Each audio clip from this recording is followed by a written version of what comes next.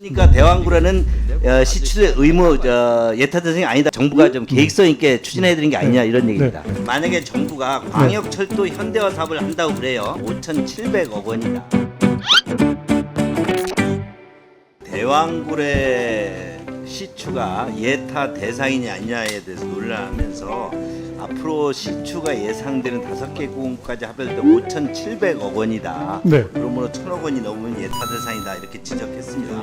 이에 대해서 장관께서 석유공사가 조강관을 갖고 있는 것은 대왕굴의 하나뿐이고 이것은 의무 시춘 대상이다. 네. 앞으로 4개 공을 시추할 때에는 이것은 완전히 다른 사업이다. 그렇기 때문에 이 대왕굴의 1,000억 미만 프로젝트는 예타 대상이 아니다. 네. 만약에 정부가 광역철도 현대화 사업을 한다고 그래요. 네. 그래서 인천선을 서울에서 인천 가는 선 현대화 사업을 1,000억 미만에 시범적으로 할 예정이에요. 네. 그거에 대해서 1,000억 미만이기 때문에 예타 대상이 아니라고 네. 그렇게 추진할 예정인데 네. 이것이 성공하거나 앞으로 현대 사업이 꼭 필요하다고 할 때는 수원선도 만들어야 되고 뭐 의정부선도 만들어야 할 때 이것이 뭐 5,700억이다. 이런 것을 다 합해가지고 이 현대 사업은 예타 대상으로 이것을 해야 된다. 그러니까 대왕구라는 시추의 의무 예타 대상이 아니다 이렇게 네, 분명히 네, 말씀하셨습니다. 저는 우리 원전을 활성화했던 거, 그 다음에 또 재생에너지가 확대됐다고 생각을 합니다. 네, 그런 면에서 이 폭염에도 우리가 블랙아웃을 면할 수 있었다. 이렇게. 네. 우리 전력이라는 것이 수요가 공급을 초과하는 경우에 블랙아웃도 있지만 공급이 수요를 초과할 때도 블랙아웃이 나오지 않습니까? 에너지는 사실상 간헐적으로 이것을 뭐 조정하는 것이 어렵지 않습니까? 네.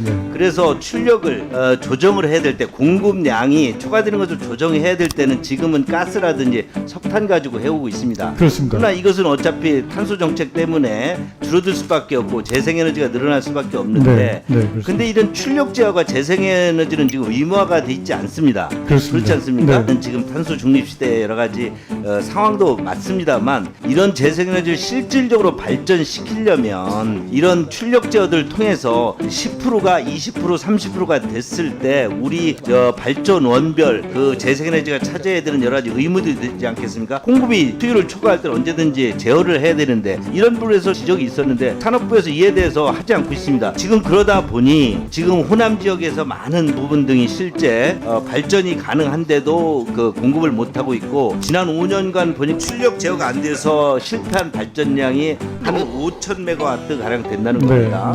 등을 실질적으로 발전 시설 된 것을 활용을 하는 차원을 할 때 이런 출력 제어 장치와 여러 가지 조건적으로 컨디션을 붙여서 이에 대해서 공급량 등을 조절할 필요가 있지 않겠느냐는 겁니다. 그러니까 실질적으로 기존에 설치된 것은 어찌 할 수 없다는 게 아니라 그런 시설을 제대로 활용하는 차원에서 무조건 양만 늘리는 게 아니라 기존 시설 등을 어떻게 잘 활용할 건지를 정부가 좀 계획성 있게 추진해야 되는 게 아니냐 이런 얘기입니다.